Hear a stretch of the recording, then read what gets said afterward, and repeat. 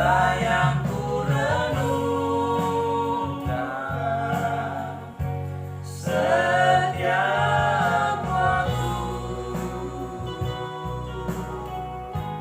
nyanyian pujian dan pengagungan kepadamu.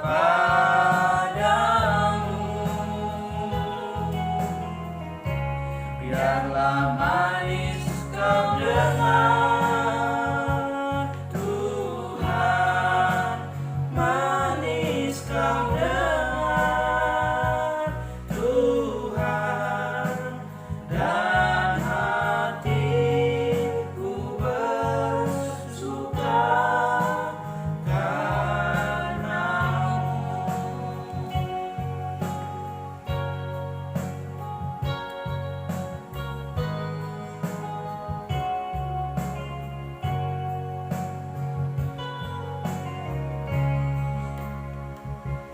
Ya Tuhanku, aku hendak bernyanyi bagimu selama aku hidup. Ya Allahku, aku hendak bermazmur bagimu selagi ku ada. Inilah yang ku renungkan setiap waktu, nyanyian pujian dan pengagungan kepadamu.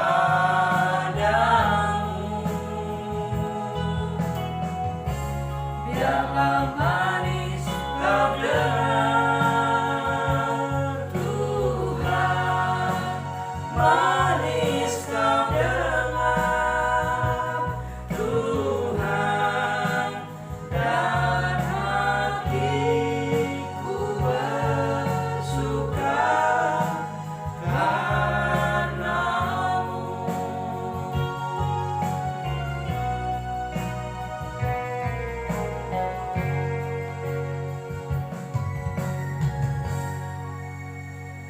Yaudah, membawa doa pembuka. Mari kita bersatu dalam doa. Buat ya. Ya Bapa, sebentar lagi kami akan membaca firman-Mu ya Tuhan. Datanglah di tengah-tengah kami dan berikanlah kami hikmat ya Tuhan, agar kami mengerti apa isi dari sebagian firman-Mu yang akan kami baca dan kami dapat melaksanakannya ya Tuhan. Ya Tuhan, inilah doa kami. Terima kasih. Haleluya. Amin. Amin. Pembacaan kita dari Perjanjian Lama diambil dari Kejadian pasal 38 ya. Yehuda dan Tamar. Pada waktu itu Yehuda meninggalkan saudara-saudaranya dan menumpang pada seorang adulam yang namanya Hira. Di situ Yehuda melihat anak perempuan seorang Kanaan. Nama orang itu ialah Syua. Lalu Yehuda kawin dengan perempuan itu dan menghampirinya. Perempuan itu mengandung, lalu melahirkan seorang anak laki-laki dan menamai anak itu Er. Sesudah itu perempuan itu mengandung lagi, lalu melahirkan seorang anak laki-laki dan menamai anak itu Onan. Kemudian perempuan itu melahirkan seorang anak laki-laki sekali lagi dan menamai anak itu Shelah. Yehuda sedang berada di Kezib ketika anak itu dilahirkan. Sesudah itu Yehuda mengambil Er, anak sulungnya, seorang istri yang bernama Tamar. Tetapi Er, anak sulung Yehuda itu adalah jahat di mata Tuhan, maka Tuhan membunuh dia. Lalu berkatalah Yehuda kepada Onan, hampirilah istri kakakmu itu, kawinlah dengan dia sebagai ganti kakakmu, dan bangkitkanlah keturunan bagi kakakmu. Tetapi Onan tahu bahwa bukan ia yang mempunyai keturunannya nanti, sebab itu Setiap kali ia menghampiri istri kakaknya, itu ia membiarkan maninya terbuang supaya jangan memberi keturunan kepada kakaknya. Tetapi yang dilakukannya itu adalah jahat di mata Tuhan, maka Tuhan membunuh dia juga. Lalu berkatalah Yehuda kepada Tamar menantunya itu, "Tinggallah sebagai janda di rumah ayahmu, sampai anakku Shelah itu besar." Sebab pikirnya, jangan-jangan ia mati seperti kedua kakaknya itu. Maka pergilah Tamar dan tinggal di rumah ayahnya. Setelah beberapa lama, matilah anak Syuah, istri Yehuda. Habis berkabung, pergilah Yehuda ke Timna kepada orang-orang yang menggunting bulu domba-dombanya beserta dengan Hira, sahabatnya orang Adulam itu.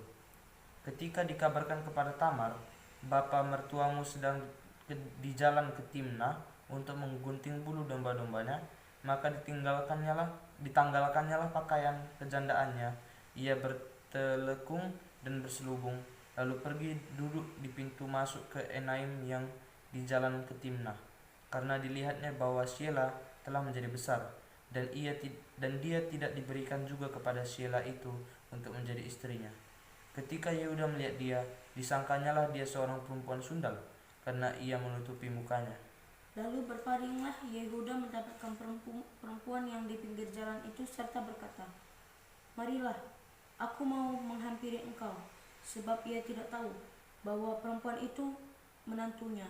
Tanya perempuan itu, "Apakah yang akan kau berikan kepadaku jika engkau menghampiri aku?"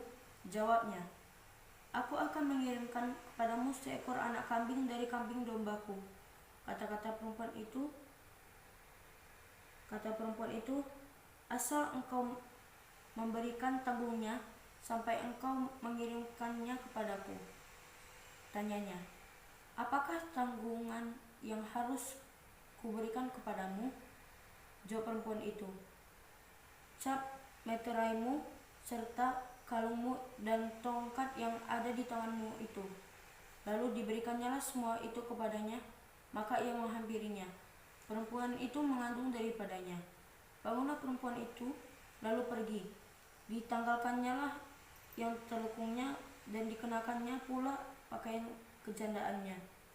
Adapun Yehuda, ia mengirimkan anak kambing itu dengan perantaraan sahabatnya orang Adulam itu untuk mengambil kembali tanggungannya dari tangan perempuan itu, tetapi perempuan itu tidak dijumpainya lagi.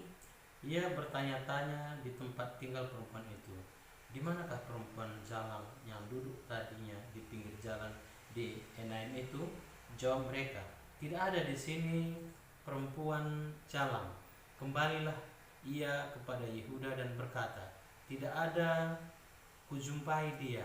Dan juga orang-orang di tempat itu berkata, "Tidak ada perempuan jalang di sini." Lalu berkatalah Yehuda, "Biarlah barang-barang itu dipegangnya, supaya kita jangan menjadi buah olok-olokan orang. Sungguhlah anak kambing itu telah kukirimkan, tetapi engkau tidak menjumpai perempuan itu."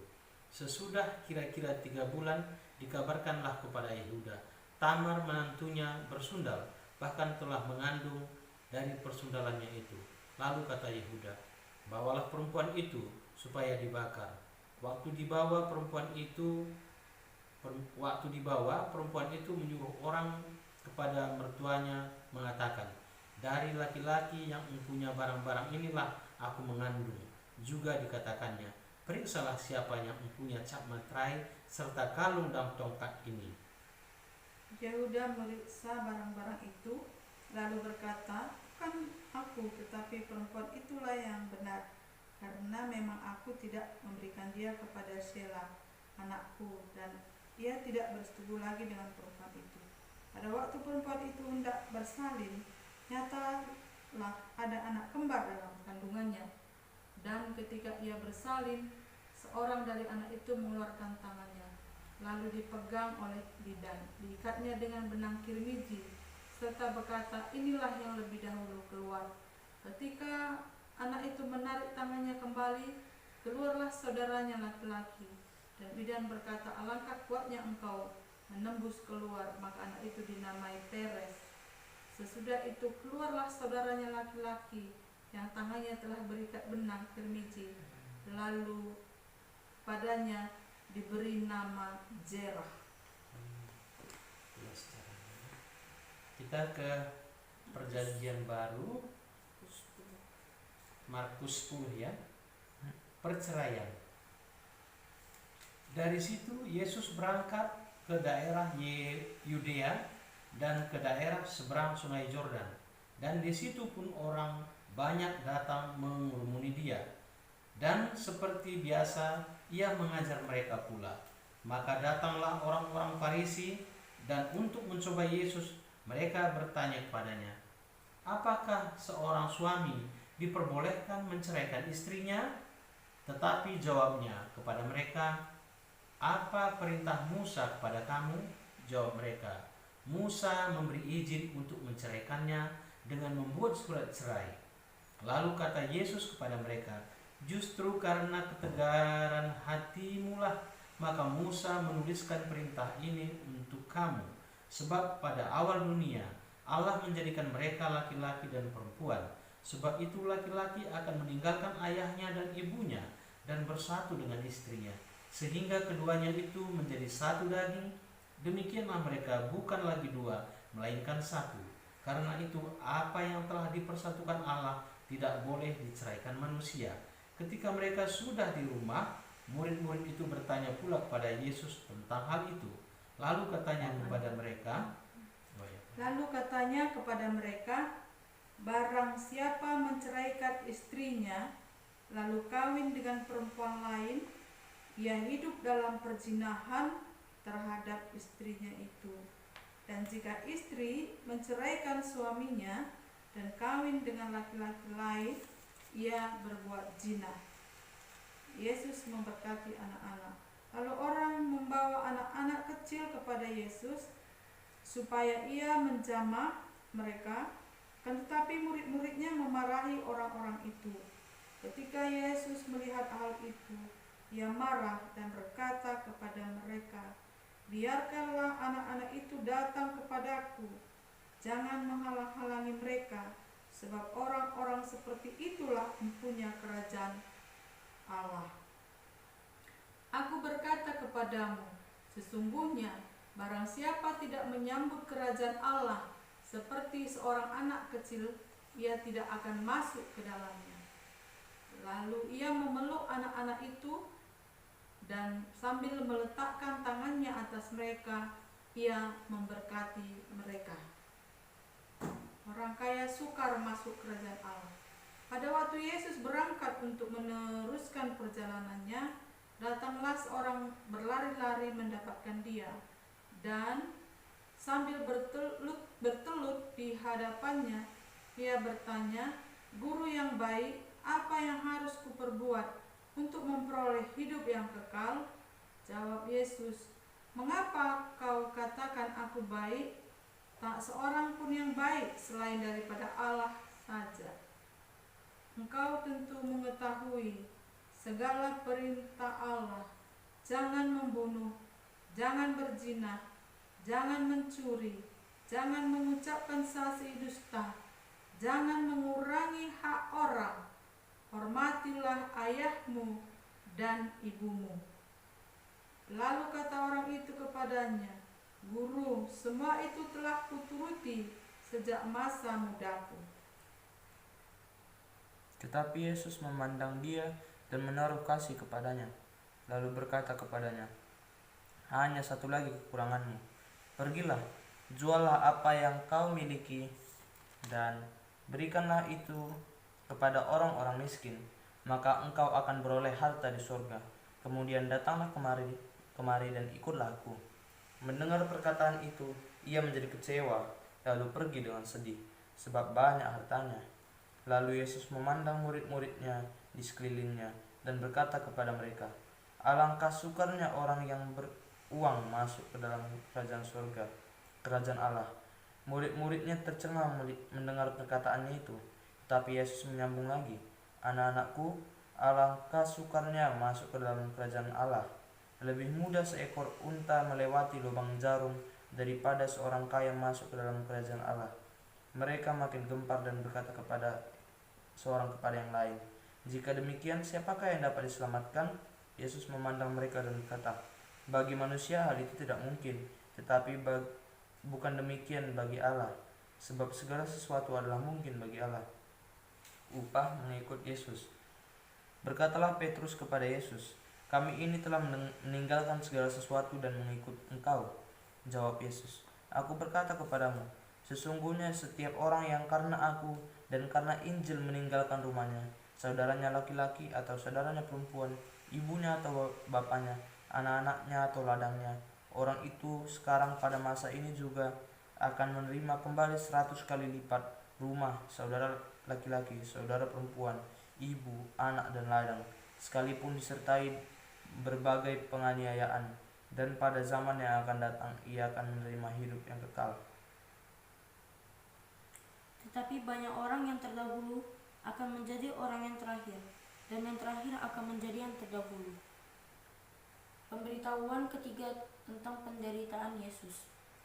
Yesus dan murid-muridnya sedang dalam perjalanan ke Yerusalem, dan Yesus berjalan di depan. Murid-murid merasa cemas, dan juga orang-orang yang mengikuti dia dari belakang merasa takut. Sekali lagi Yesus memanggil ke-12 muridnya, dan ia mulai mengatakan kepada mereka apa yang akan terjadi atas dirinya. Katanya, sekarang kita pergi ke Yerusalem, dan Anak Manusia akan diserahkan kepada imam-imam kepala dan ahli-ahli Taurat, dan mereka akan menjatuhi dia hukuman mati. Dan mereka akan menyerahkan dia kepada bangsa-bangsa yang tidak mengenal Allah, dan ia akan diolok-olokkan, diludahi, disesah dan dibunuh, dan sesudah 3 hari ia akan bangkit. Permintaan Yakobus dan Yohanes bukan memerintah melainkan melayani.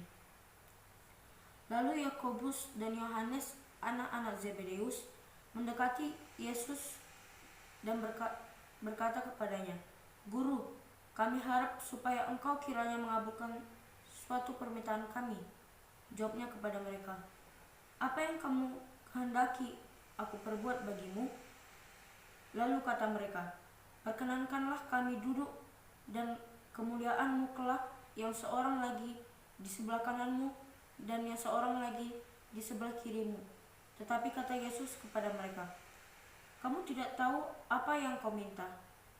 Dapatkah kamu meminum cawan yang harus kuminum dan dibaptis dengan baptisan yang harus kuterima? Jawab mereka, kami dapat. Yesus berkata kepada mereka, memang kamu akan meminum cawan yang harus kuminum dan akan dibaptis dengan baptisan yang harus kuterima. Tetapi hal duduk di sebelah kananku atau di sebelah kiriku, aku tidak berhak memberikannya. Itu akan diberikan kepada orang-orang bagi siapa itu telah disediakan. Mendengar itu, ke-10 murid yang lain menjadi marah kepada Yakobus dan Yohanes. Tetapi Yesus memanggil mereka lalu berkata, kamu tahu bahwa mereka yang disebut pemerintah bangsa-bangsa memerintah rakyatnya dengan tangan besi, dan pembesar-pembesarnya menjalankan kuasanya dengan keras atas mereka. Tidaklah demikian di antara kamu. Barang siapa ingin menjadi besar di antara kamu, hendaklah ia menjadi pelayanmu. Dan barang siapa ingin menjadi yang terkemuka di antara kamu, hendaklah ia menjadi hamba untuk semuanya. Karena Anak Manusia juga datang bukan untuk dilayani, melainkan untuk melayani dan untuk memberikan nyawanya menjadi tebusan bagi banyak orang. Yesus menyembuhkan Bartimeus. Lalu tibalah Yesus dan murid-muridnya di Yeriko, dan ketika Yesus keluar dari Yeriko bersama-sama dengan murid-muridnya dan orang banyak yang berbondong-bondong, ada seorang pengemis yang buta bernama Bartimeus, anak Timeus, duduk di pinggir jalan. Ketika didengarnya bahwa itu adalah Yesus orang Nazaret, mulai ia berseru, Yesus anak Daud, kasihanilah aku. Banyak orang menegurnya supaya ia diam, namun semakin keras ia berseru, anak Daud, kasihanilah aku. Lalu Yesus berhenti dan berkata, panggillah dia. Mereka memanggil orang buta itu dan berkata kepadanya, kuatkan hatimu, berdirilah. Ia memanggil engkau. Lalu ia menanggalkan jubahnya. Ia segera berdiri dan pergi mendapatkan Yesus. Tanya Yesus kepadanya, "Apa yang kau kehendaki supaya aku perbuat bagimu?" Jawab orang itu, "Rabuni, supaya aku dapat melihat." Lalu kata Yesus kepadanya, "Pergilah, imanmu telah menyelamatkan engkau." Pada saat itu juga melihatlah ia, lalu ia mengikuti Yesus dalam perjalanannya. Amin. Amin. Ya, jadi pada malam hari ini, pada saat kita bersekutu, memuji dan menyembah Tuhan, hadirat Tuhan hadir di tengah-tengah kita, karena firman Tuhan berkata, 2-3 orang bersekutu di dalam nama Tuhan, maka Tuhan hadir di tengah-tengahnya. Firman Tuhan hadir di tengah-tengah kita. Allah hadir di dalam kuasa Roh-Nya yang kudus. Dari pembacaan kita tadi, kita melihat tentang keluarga, tentang rumah tangga. Ya. Jadi di dalam kekristenan tidak ada perceraian, ya, tidak ada kata perceraian. Hanya kematianlah yang memisahkan antara suami dan istri. Tetapi kan ada yang bertanya kepada Yesus, pada zaman Musa, kenapa diberi suami menceraikan istrinya? Apa kata Yesus? Pada mulanya itu tidak diizinkan oleh Allah, tetapi oleh kekerasan hatimu, maka Musa mengizinkannya. Jadi manusia seringkali mengeraskan hatinya, mengikuti kemauan hatinya, mengikuti keinginan dagingnya, dan melanggar perintah Tuhan. Oleh karena itu, mari kita lembutkan hati kita.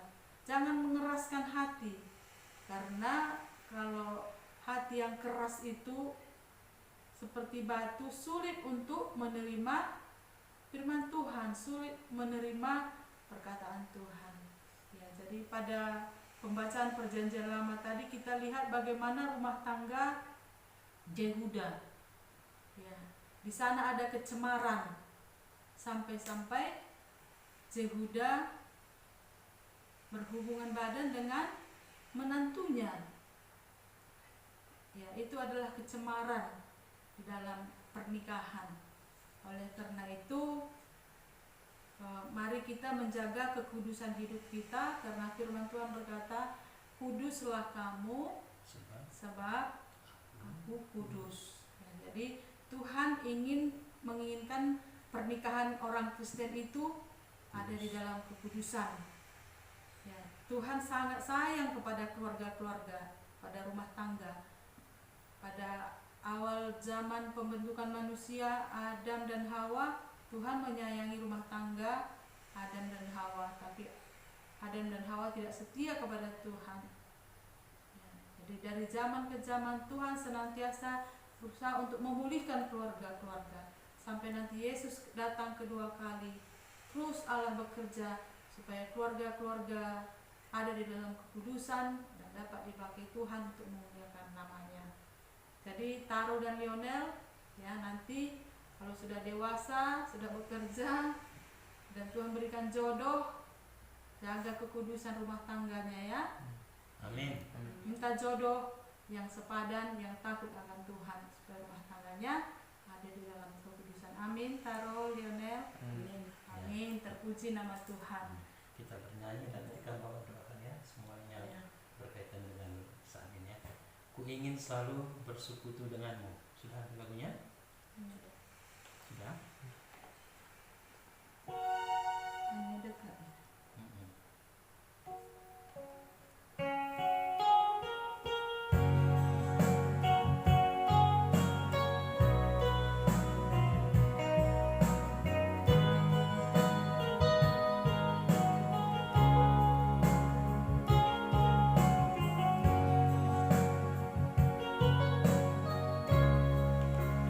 Hanya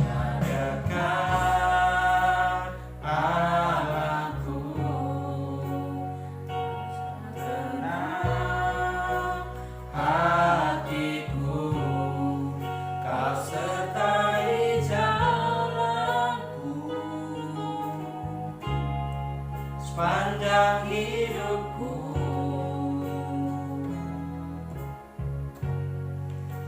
Hanya dekat padamu ada kekuatan baru. Kaulah perlindunganku, keselamatanku. Ku ingin selalu bersekutu denganmu, menikmati hadiratmu. Biarkan Rohmu tinggal dalam hidupku. Sungguh indah bersamamu selamanya.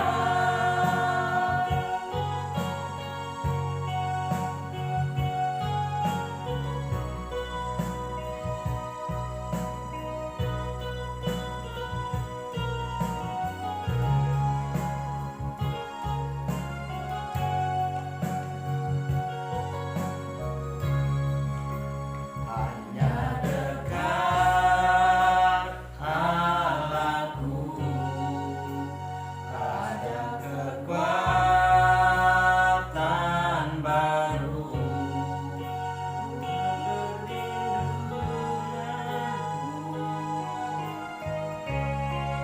Keselamatanku. Ku ingin selalu bersekutu denganmu, menikmati hadiratmu. Biarlah Rohmu tinggal dalam hidupku. Sungguh indah bersamamu selamanya.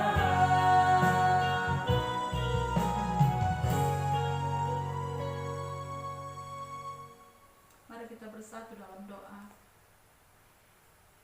Segala puji, hormat, kemuliaan, dan kuasa hanya bagi Allah di tempat maha tinggi. Kami bersyukur kehadirat-Mu ya Tuhan. Pada malam hari ini kami boleh bersama Bapak kami, Taro dan Lionel, bersama hamba-Mu, bersekutu, memuji dan memuliakan, menyembah-Mu melalui nyanyian pujian kami dan doa kami Tuhan. Kami telah mendengarkan firman-Mu Tuhan, firman yang boleh mengajar kami, mendidik kami, memperlengkapi kami, agar kami mengetahui apa yang berkenan di hadapan-Mu Tuhan. Biarlah kuasa firman-Mu boleh bekerja dalam kehidupan kami, pribadi lepas pribadi, dan memateraikannya dalam hati dan pikiran kami, dan Roh-Mu yang kudus memampukan kami untuk melakukan firman-Mu. Kami berdoa ya Tuhan, kiranya kuasa, kasih dan kebaikan-Mu menyertai kami dalam istirahat kami, tidur kami malam ini Tuhan. Kau membangunkan kami besok pagi dalam keadaan sehat dan damai sejahtera. Kami juga berdoa kepada anak-anak kami yang tidak bersama kami pada malam hari ini Tuhan. Dian Nikita dan Ariel yang ada di Kebon Jahe Tuhan, Kau berkati dan sertai mereka bersama keluarga yang ada di sana. Kau juga memberkati anak kami Tania Wibawa Tuhan, bersama Andre menantu kami yang ada di Lansa Tuhan. Berkatilah pekerjaan mereka Tuhan, berkatilah rumah tangga mereka. Kami serahkan seluruh kehidupan keluarga kami ke dalam kasih kuasa dan penyertaan-Mu. Kau memberkati Taro dan Lionel Tuhan, masa depan mereka ada di tangan-Mu. Kami juga berdoa Tuhan buat persekutuan kami Tuhan, PJJ kami, GBKP Setiabudi Tuhan. Biarlah Engkau memberkati seluruh jemaat GBKP Setiabudi. Kami juga berdoa Tuhan untuk seluruh keluarga-keluarga kami dimanapun mereka berada. Berkati mereka Tuhan, saudara-saudara kami, jaga dan lindungi mereka Tuhan. Jauhkan dari segala malapetaka dan penyakit virus COVID-19 Tuhan.